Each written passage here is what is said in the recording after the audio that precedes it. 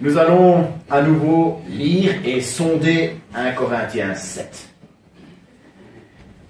Il y a 2 semaines, la dernière fois que j'ai regardé 1 Corinthiens 7, j'ai regardé les cas particuliers. C'est un chapitre qui parle de sexualité, qui parle de mariage, qui parle de divorce.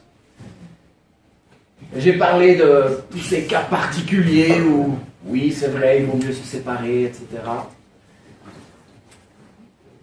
Mais je ne pouvais pas continuer, je ne pouvais pas passer à 1 Corinthiens 8 sans remettre l'église au milieu du village par rapport aux principes de base sur la sexualité, le mariage, le divorce. Je me rends compte encore une fois que pour beaucoup, le passé, le présent sont très compliqués par rapport à cela. Mais ce que j'ai eu à cœur de vous apporter aujourd'hui, c'est l'idée de viser les étoiles pour atteindre la lune. C'est de savoir qu'est-ce que Dieu a réellement prévu, quel est l'idéal que Dieu a mis en place et vers lequel nous sommes appelés à tendre. En tant qu'être humain, nous commettons des erreurs et il se pourrait que certaines choses ne seront pas possibles. Mais ce que la parole nous donne, c'est des principes vers lesquels nous devons tendre et pour lesquels nous devons nous battre. Quels sont donc les principes qui ressortent de ce chapitre 7? Nous allons donc relire le même passage. Il est assez long, mais je n'ai pas pu le scinder. C'est un de ces chapitres qu'on est obligé de prendre en un coup. Et ensuite, nous allons voir 3 grands principes qui se dégagent de ce chapitre. 1 Corinthiens 7. Au sujet de ce que vous m'avez écrit, il est bon pour l'homme de ne pas prendre de femme. Toutefois, pour éviter toute immoralité sexuelle, que chaque homme ait sa femme, et que chaque femme ait son mari. Que le mari rende à sa femme l'affection qu'il lui doit, et que la femme agisse de même envers son mari. Ce n'est pas la femme qui est maîtresse de son corps, mais son mari. De même, ce n'est pas le mari qui est maître de son corps, mais la femme. Ne vous privez pas l'un de l'autre, si ce n'est d'un commun accord pour un temps, afin de vous consacrer à la prière. Puis retournez ensemble, de peur que Satan ne vous tente à cause de votre manque de maîtrise. Je dis ça comme une concession, non comme un ordre. Je voudrais que tous soient comme moi. Mais chacun tient de Dieu un don particulier, l'un d'une manière, l'autre d'une autre. À ceux qui ne sont pas mariés, aux veuves, je dis qu'il est bien pour eux de rester comme moi. Mais s'ils ne peuvent pas se maîtriser, qu'ils se marient, car il vaut mieux se marier que de brûler de désir. À ceux qui sont mariés, j'adresse, non pas moi, mais le Seigneur, cette instruction, que la femme ne se sépare pas de son mari, si elle est séparée de lui, qu'elle reste sans se remarier, ou qu'elle se réconcilie avec son mari, que le mari ne divorce pas de sa femme. Aux autres, ce n'est pas le Seigneur, c'est moi qui dis, si un frère a une femme non croyante, et qu'elle soit d'accord d'habiter avec lui, qu'il ne divorce pas d'elle. Et si une femme a un mari non croyant, et qu'il soit d'accord d'habiter avec elle, qu'elle ne divorce pas de son mari. En effet, le mari non croyant bénéficie de la sainteté de sa femme, et la femme non croyante bénéficie de la sainteté de son mari. Autrement, vos enfants ne seraient pas purs, alors qu'en réalité, ils sont saints. Si le non-croyant veut se séparer, qu'il le fasse. Le frère ou la sœur n'est pas lié dans un tel cas. Dieu nous a appelés à vivre en paix. En effet, comment peux-tu savoir, femme, si tu sauveras ton mari? Ou comment peux-tu savoir, mari, si tu sauveras ta femme? Par ailleurs, que chacun vive selon la part que le Seigneur lui a attribuée, selon l'appel qu'il a reçu de Dieu. C'est ce que je prescris dans toutes les églises. Quelqu'un était-il circoncis quand il a été appelé, qu'il ne cherche pas à le cacher? Quelqu'un était-il incirconcis quand il a été appelé, qu'il ne cherche pas à se faire circoncire? La circoncision n'est rien. L'incirconcision n'est rien non plus. Mais ce qui compte, c'est le respect du commandement de Dieu. Que chacun reste dans la condition qui était la sienne lorsqu'il a été appelé. Étais-tu esclave quand tu l'as été appelé? Ne t'en inquiète pas. Si tu peux devenir libre, profites-en plutôt. En effet, l'esclave qui a été appelé par le Seigneur est un affranchi du Seigneur. De même, l'homme libre qui a été appelé est un esclave de Christ. Vous avez été rachetés à un grand prix. Ne devenez pas esclaves des hommes, frères et sœurs, que chacun reste devant Dieu dans la condition qui était la sienne lorsqu'il a été appelé. Au sujet des personnes non mariées, je n'ai pas d'ordre du Seigneur, mais je donne un avis en homme qui a reçu du Seigneur la grâce d'être digne de confiance. Voici donc ce que j'estime bon à cause des temps actuels de détresse. Il est bon pour chacun de rester comme il est. Es-tu lié à une femme? Ne cherche pas à rompre ce lien. N'es-tu pas lié à une femme? Ne cherche pas de femme. Si toutefois tu te maries, tu ne pèches pas. Et si la jeune fille se marie, elle ne pêche pas. Cependant, les personnes mariées connaîtront des souffrances dans leur vie. Je voudrais vous les épargner. Ce que je veux dire, frères et sœurs, c'est que le temps est court. Désormais, que ceux qui ont une femme soient comme s'ils n'en avaient pas, ceux qui pleurent comme s'ils ne pleuraient pas, ceux qui se réjouissent comme s'ils ne se réjouissaient pas, ceux qui achètent comme s'ils ne possédaient pas, et ceux qui jouissent de ce monde comme s'ils n'en jouissaient pas, car le monde, dans sa forme actuelle, passe. Or, je voudrais que vous soyez sans inquiétude. Celui qui n'est pas marié se préoccupe des affaires du Seigneur, des moyens de plaire au Seigneur, alors que celui qui est marié se préoccupe des affaires de ce monde, des moyens de plaire à sa femme. Il y a aussi une différence entre la femme non mariée et la jeune fille. Celle qui n'est pas mariée se préoccupe des affaires du Seigneur, afin d'être saine, sainte de corps et d'esprit, alors que celle qui est mariée se préoccupe des affaires de ce monde, des moyens de plaire à son mari. Je dis cela dans votre intérêt. Ce n'est pas pour vous imposer des contraintes, mais pour vous montrer ce qui est convenable, et à même de vous attacher au Seigneur sans tiraillement. Si quelqu'un estime agir de façon inconvenante envers sa fiancée en la laissant dépasser la fleur de l'âge, et s'il tel doit être le cas, qu'il fasse comme il le veut, il ne pêche pas, qu'il se marie. Quant à celui qui tient ferme dans son cœur sans contrainte et avec l'exercice de sa propre volonté, et qui a décidé en lui-même de garder le célibat, il fait bien.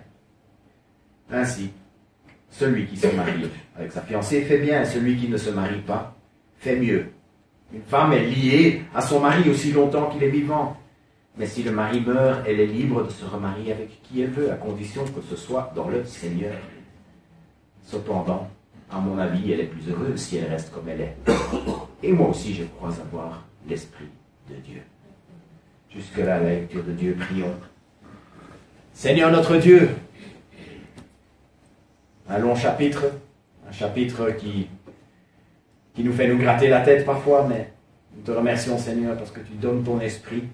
Tu t'es rendu connaissable, tu t'es rendu compréhensible. Seigneur, je veux te prier pour que tu guides mes paroles par ton esprit, que tu guides notre compréhension par ton Saint-Esprit. Seigneur, plein milieu de ce chapitre, tu dis que ce qui compte, c'est le respect de tes commandements. Avant tout, c'est ce que nous voulons. Thierry nous a parlé de ta grandeur et la grandeur de ton œuvre. Et Seigneur, c'est parce que, justement, tu es grand que nous voulons obéir à tes commandements. Et nous voulons comprendre ce que tu attends de nous. Et nous voulons viser la sainteté. Que ces bonnes œuvres que tu as préparées en avance pour nous, pour que nous les pratiquions au nom de Jésus. Amen. Amen. Le premier principe, la bonne sexualité. Voilà ce qu'il dit: pour éviter toute immoralité sexuelle, que chaque homme ait sa femme, que chaque femme ait son mari. Le principe de la publicité dans le monde, c'est ce qu'on appelle, dans le jargon, le mimétisme du désir. Le but, c'est de créer un désir. Si on n'achète que les choses qu'on a réellement besoin, il y a plein de sociétés, les choses qui vendent, personne n'en a réellement besoin, ne se ferait pas beaucoup d'argent. Alors il faut créer ce désir en nous. Prendre un exemple bien anodin. On voit Georges Clooney désirer un café d'une certaine marque. Si cette marque me donne des capsules gratuites, je la citerai. Le but est de faire en sorte que nous puissions voir ce Georges désirer ce café et que toute personne qui aime l'un ou l'autre de ses films ou qui aime son look puisse se dire « Ah ben si ce gars-là aime, ben moi aussi je vais le désirer. » Et on se met à imiter le désir de l'autre. C'est comme ça que fonctionne toute l'économie. Dans le monde occidental encore plus. Mais c'est aussi ainsi que fonctionne le malin. C'est ainsi que fonctionne le diable pour nous faire chuter. Il crée en nous des désirs. Ça ne veut pas dire que tout désir est mauvais. Il y a des désirs spirituels, comme adorer le Seigneur. Il y a des désirs nobles, comme aider les gens dans le besoin. Il y a des désirs anodins, celui de boire un bon petit café. Et puis il y a des désirs mauvais, des désirs que nous devons absolument maîtriser. Si Paul dit « ne vous privez pas l'un de l'autre », c'est qu'il voit le désir de faire l'amour comme étant un désir légitime. Il reconnaît même que c'est un désir très fort.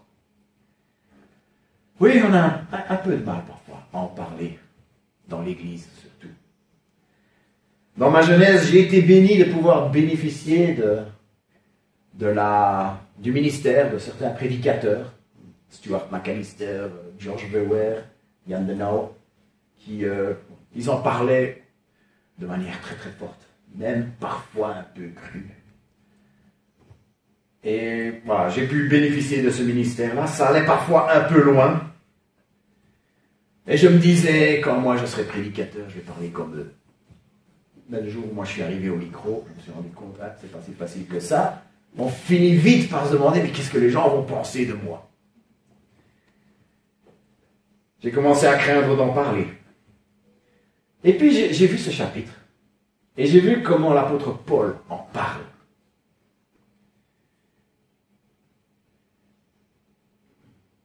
L'apôtre Paul a trouvé un juste milieu pour pouvoir en parler. Il n'évite pas le sujet tout en évitant la vulgarité.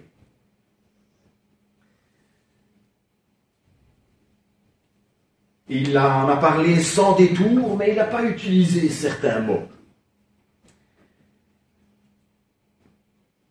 Et je suis sûr qu'en procédant ainsi, il a créé un climat dans lequel le sujet pouvait être abordé, sans crainte, sans pour autant créer un terreau pour la perversion. Il nous donne un modèle dans ce chapitre que nous pouvons imiter. Notre devoir est d'en parler sans détour, mais nous n'avons pas besoin d'aller trop loin. Nous n'avons pas besoin d'utiliser certains mots.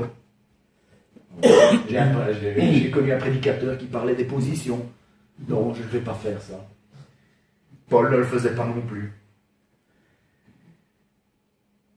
Mais nous pouvons, et je pense que nous devons dans nos églises créer un climat dans lequel le sujet peut être abordé sans crainte, sans pour autant créer un terreau pour les perversions. Ce chapitre nous montre que Dieu nous a donné ce qu'il faut pour être satisfait sexuellement. Pour utiliser le vocabulaire de ma traduction, Dieu ne veut pas que nous brûlions de désir.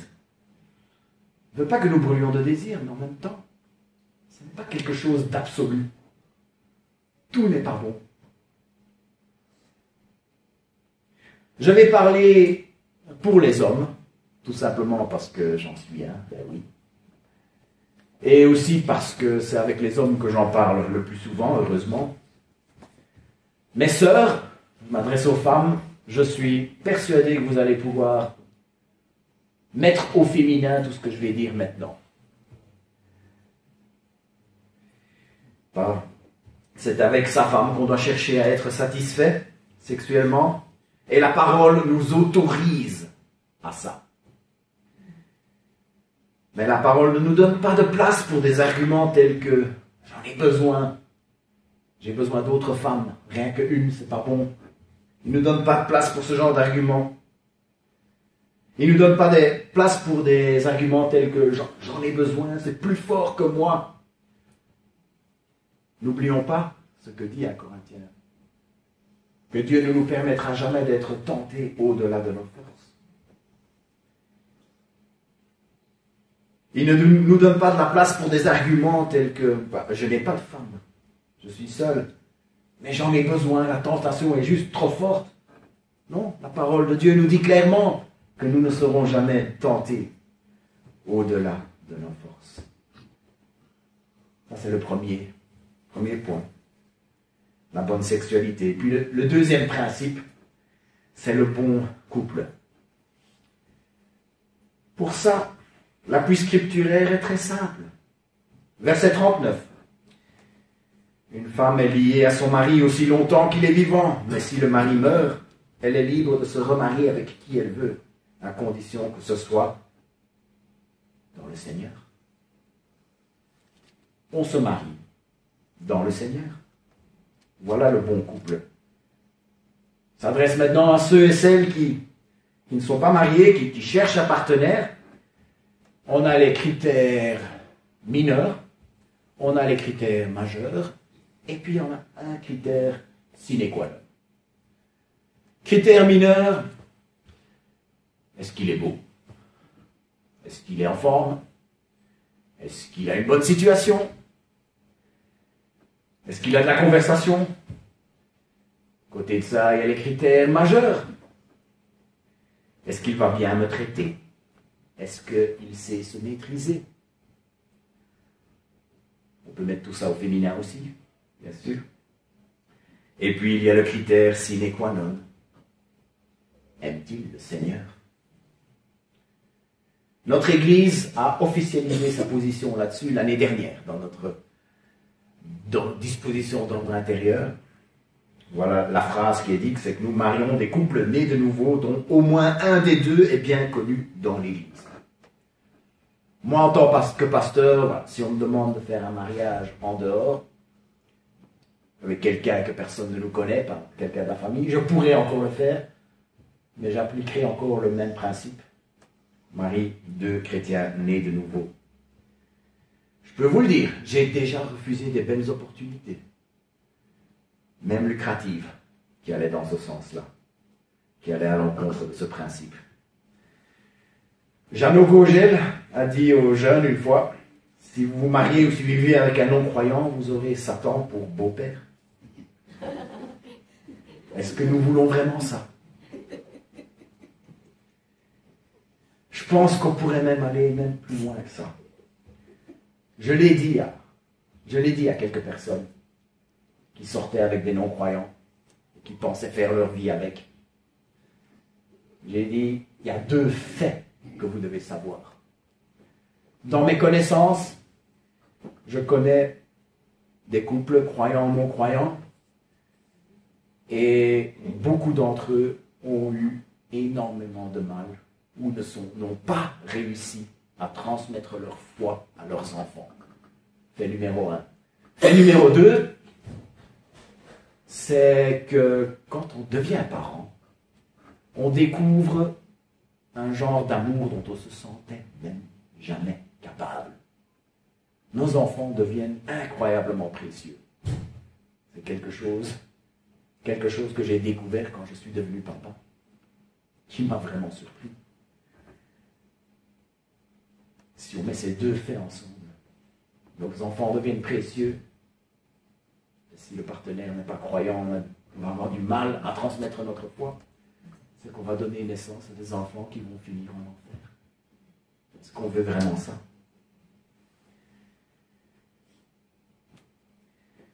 Un jour, dans une réunion, j'ai vu un couple âgé, extrêmement adorable, qui donnait leur témoignage. Elle s'était convertie très jeune, puis elle a rencontré ce jeune homme non-croyant, et elle a voulu se marier avec. Son église était contre. Ses parents, papa était pasteur en plus, étaient contre. Mais elle a tenu tête. Elle s'est mariée quand même, et quelques années plus tard, ce jeune homme s'est converti.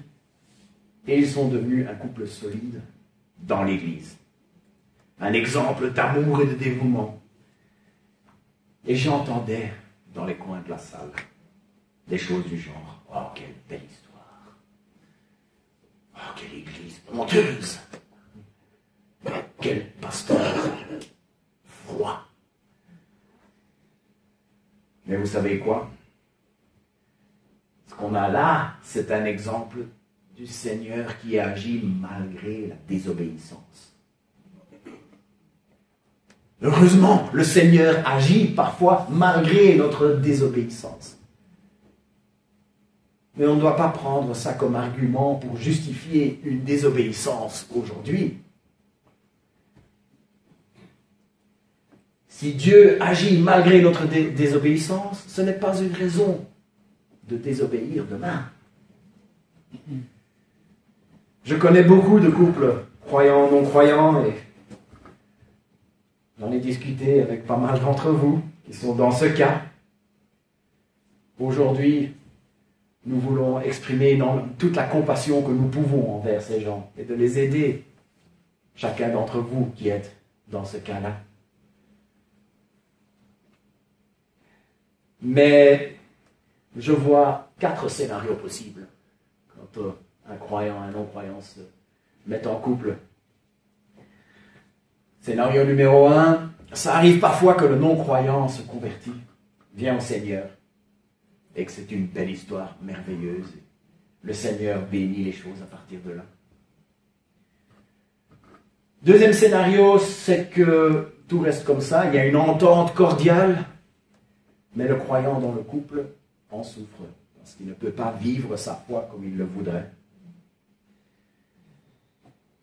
Parfois, il y a une entente cordiale, et le croyant dans le couple finit par s'éloigner du Seigneur. Et puis parfois, il n'y a pas d'entente cordiale, et le couple finit par s'écrouler. Ce que je dis aux gens qui sont dans le cas, on va en parler un peu plus tard. Mais ce que je dis aux jeunes qui ne sont pas encore mariés, qui sont en train de réfléchir à chercher un partenaire, ce que je leur dis, c'est qu'il n'y a aucun moyen de savoir dans lequel de ces 4 scénarios on va se retrouver. D'ailleurs, j'ai l'impression que c'est un peu ce que Paul a voulu nous dire quand il a dit: comment peux-tu savoir, mari, si tu sauveras ta femme? Comment peux-tu savoir, femme, si tu sauveras ton mari? Nous avons aucun. Aux jeunes, nous disons: vous n'avez aucun moyen de savoir vers quel scénario vous allez, alors le meilleur pari, c'est de respecter ce principe. C'est de respecter les commandements de Dieu et de se marier dans le Seigneur. Un troisième principe, et le dernier, on se bat pour son couple. Maintenant, je m'adresse aux gens mariés, surtout. J'ai un ami qui a voulu se marier avec une non-chrétienne. Je lui ai dit mon avis là-dessus. C'était assez similaire à ce que je viens de dire là. Mais il ne m'a pas écouté. Il l'a fait quand même. Nous sommes restés amis, et une fois qu'il était marié, j'ai commencé à lui parler autrement. J'ai commencé à le conseiller pour qu'il se batte pour son couple. Parce que des problèmes, il en a eu.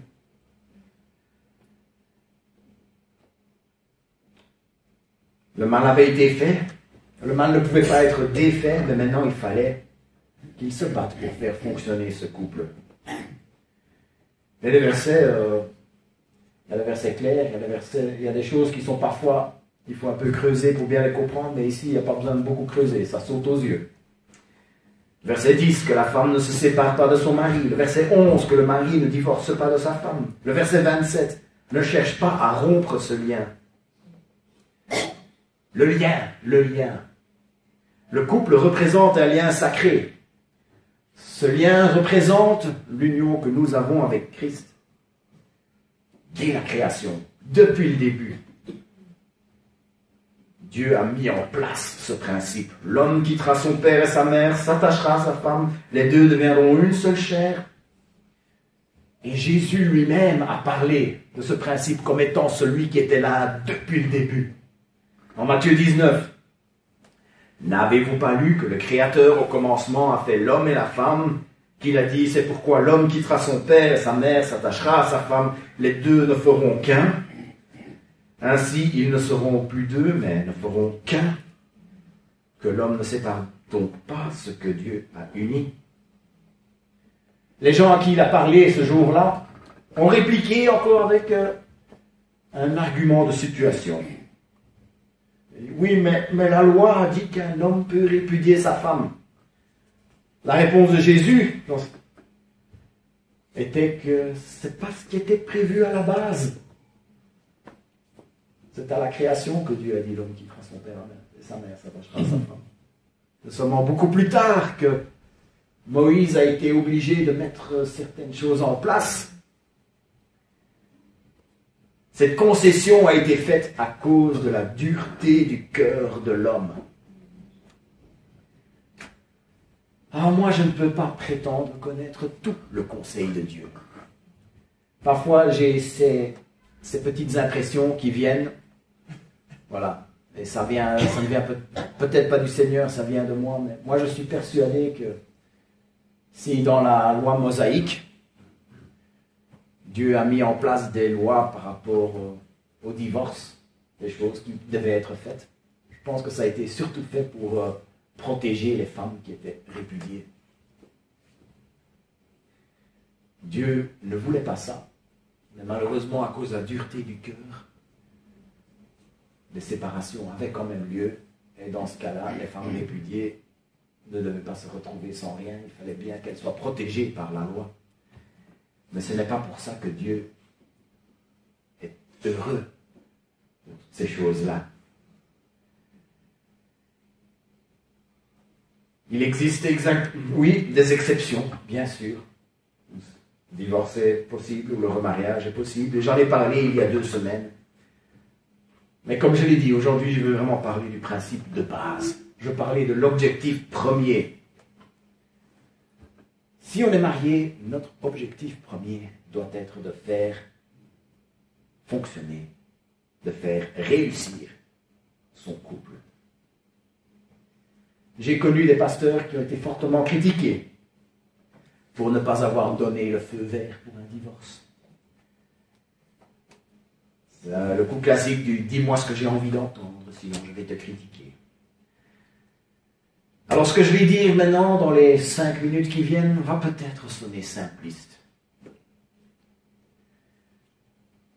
Je sais que les situations dans la vie réelle sont complexes, elles sont délicates, je ne nie pas ça. Mais ces principes que je vais sortir, elles ne sont pas populaires, mais elles sont valables. Ce sont des principes valables même si elles dérangent. J'ai fait quelques recherches pour savoir quelles sont les causes de divorce les plus fréquentes. J'ai trouvé sur le site web de Forbes, le grand magazine des affaires en Amérique. C'était une liste assez longue, mais je me suis rendu compte que si je prends le top 5, les 5 causes les plus fréquentes de divorce, je me suis rendu compte que c'était très instructif. 43% parlaient de manque de soutien envers la famille, l'absence de un ou l'autre parent. Deuxième position, pour 34%, c'est à cause d'un cas d'infidélité. Et puis 3e, 4e et 5e ex aequo, c'était à chaque fois 31%. 31% parlent d'un manque de compatibilité. Voilà. Pendant que je répétais, je disais toujours comptabilité. Non. Un manque de compatibilité. 31% parlent de manque d'intimité. Et 31% parlent de disputes beaucoup trop fréquentes. Le top 5, donc. Et si on retire l'infidélité, puisque, comme on a vu avec le discours de Jésus, l'infidélité devient une raison où on peut séparer ce que Dieu a uni. Mais si on prend les 4 autres, il y a un point commun. Un point commun qui nous vient du discours de Jésus dans Matthieu 19. La dureté du cœur.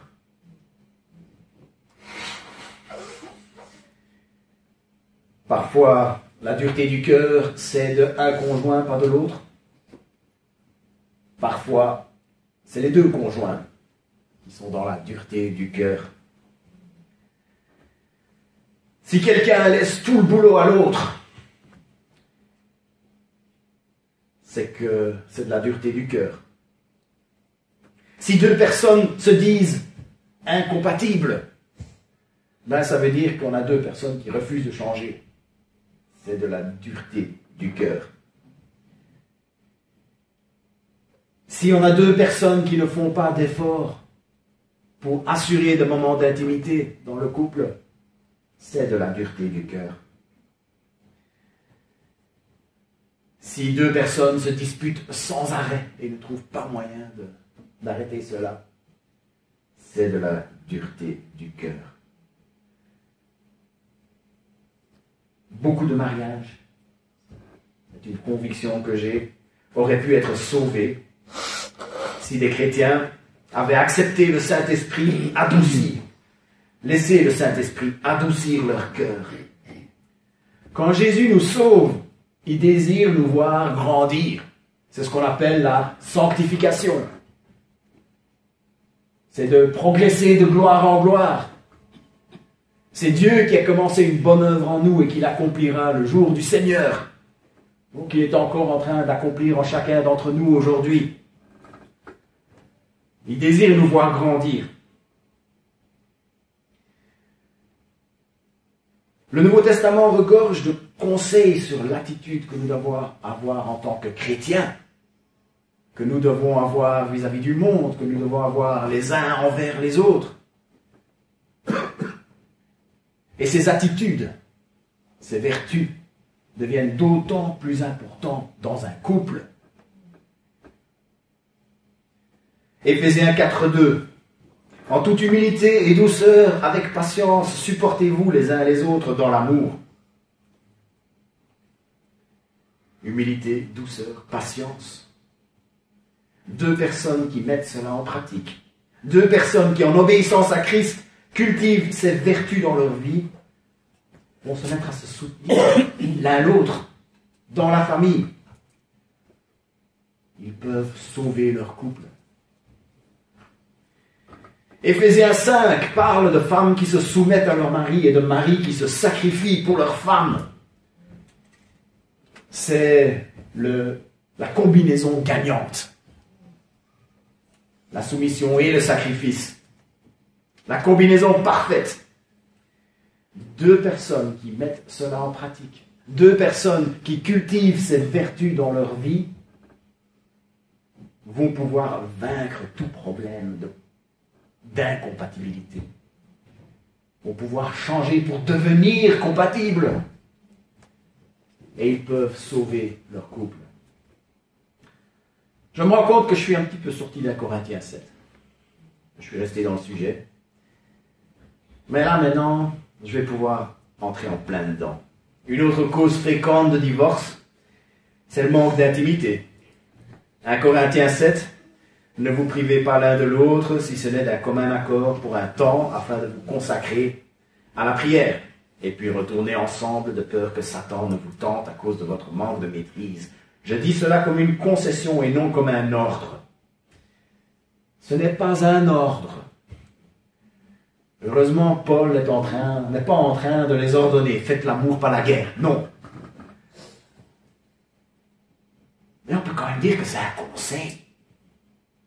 C'est un conseil qu'il donne. La parole de Dieu nous conseille d'avoir une vie sexuelle saine. 2 personnes qui mettent cela en pratique, 2 personnes qui cultivent ces vertus dans leur vie, vont pouvoir vaincre un problème, cette cause de divorce qui est le manque d'intimité, et peuvent ainsi sauver leur couple. Jacques 1, 19. Ainsi donc, mes frères et sœurs bien-aimés, que chacun soit prompt à écouter, lent à parler, lent à se mettre en colère. Car la colère de l'homme n'accomplit pas la justice de Dieu. C'est la dernière cause de divorce que je vais adresser.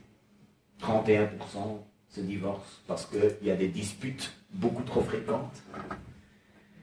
Et là, pour le coup, je vais pouvoir en parler en connaissance de cause. Parce que ça a été un problème dans notre couple. Ça a été un problème chez nous. Moi et Anne, on se disputait beaucoup les premières années de notre mariage. Maintenant, nous avons fêté 22 ans hier. Nous sommes toujours là.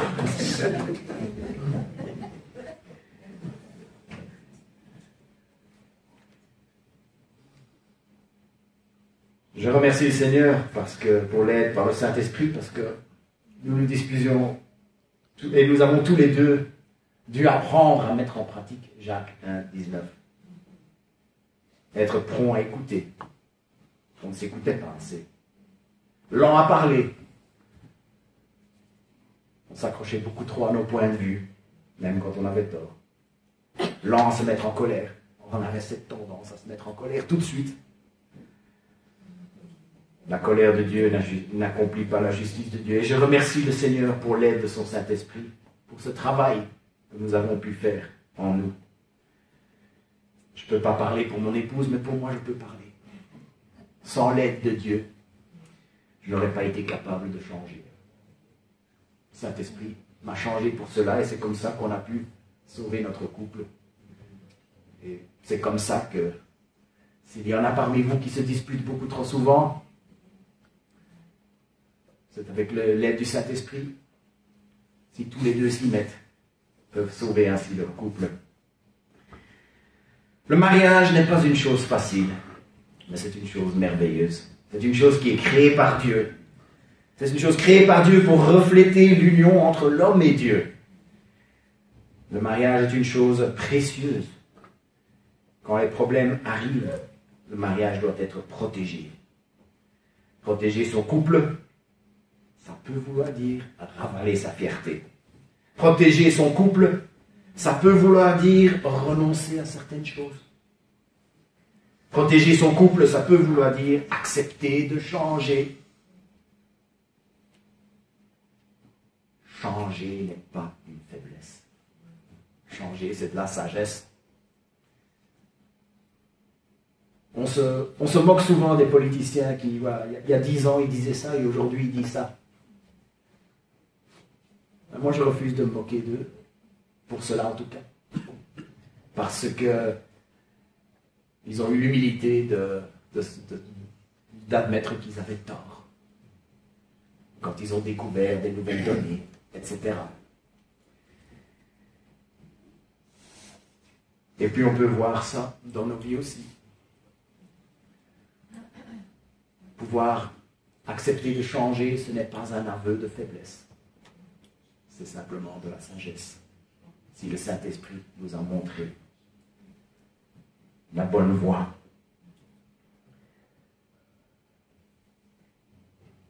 Est-ce que c'est difficile? Oui, mais peu importe. Faisons-le même si c'est difficile. Si les couples sont en difficulté, il faut se battre. Parce que quand on se bat jusqu'à ce que ça aille mieux, il y a une récompense inestimable qui nous attend. La joie de faire partie d'un couple solide. Il y a plusieurs choses qui sont nécessaires pour qu'une église puisse dire « Ah, ça c'est une église solide ».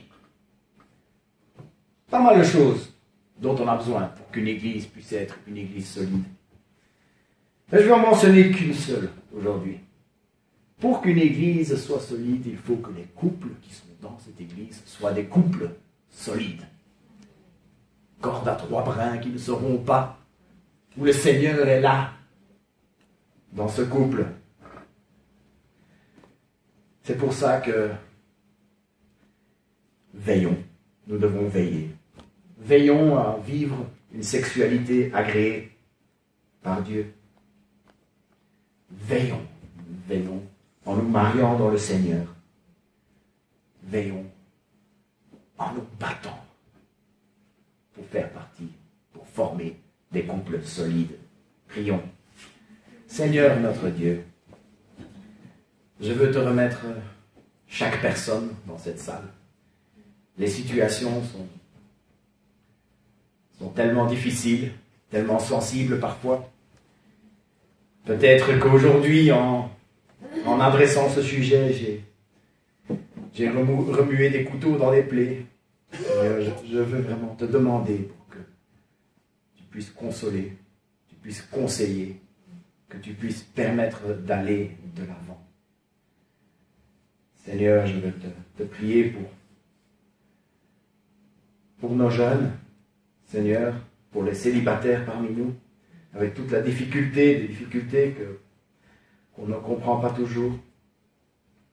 Mais Seigneur, que tu puisses donner ta force pour résister aux mensonges qui viennent constamment du monde et de pouvoir s'accrocher aux vérités merveilleuses qui viennent de ta parole et qui n'ont pas changé depuis 2000 ans. Seigneur, je veux te remettre les jeunes qui réfléchissent. Qui est-ce que je vais épouser?